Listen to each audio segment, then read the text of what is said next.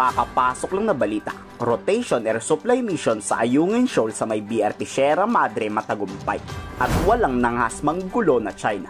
Pero wait, kakaiba to ha, asan yung mayayabang na buling Chinese Coast Guard? Asan yung mga angas na Chinese Maritime Militia?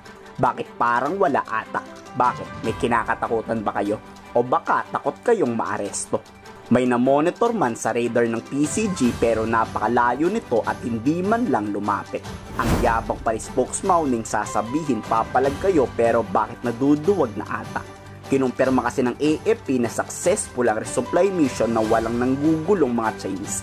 Wala pang inilalabas na buong detalye ang Armed Forces of the Philippines pero kinumpirma na nilang mga takot lumapit ang mga Chinese o may iniiwasan talaga.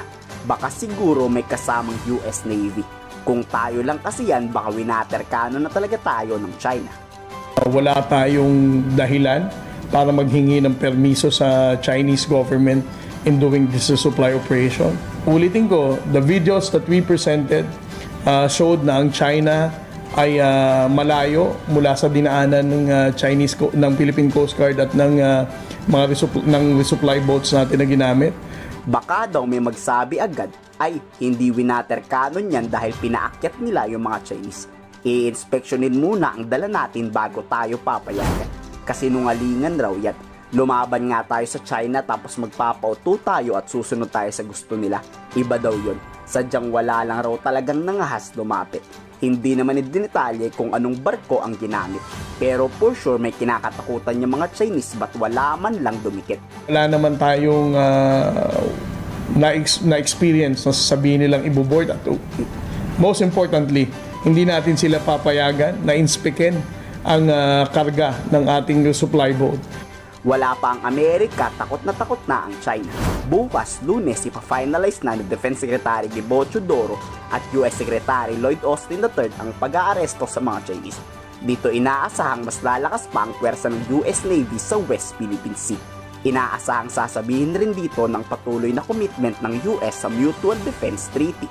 We will have a review of our bilateral cooperation at this time.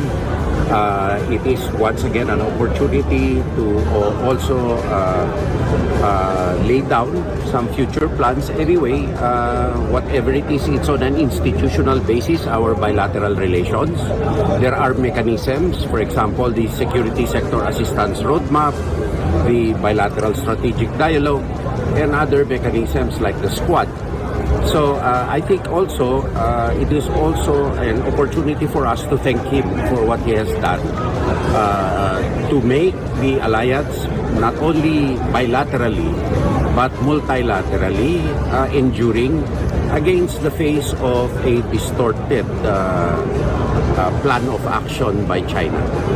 So I once again thank the Filipino people for their support for the President's stand on the West Philippine Sea. And we also thank a bigger amount of like-minded nations that are coming to realize that China's propaganda is really nonsensical actually. Kayo, anong masasabi nyo sa matagumpay at walang pagwa-water cannon ng resupply mission? I-komento sa baba ang inyong salo.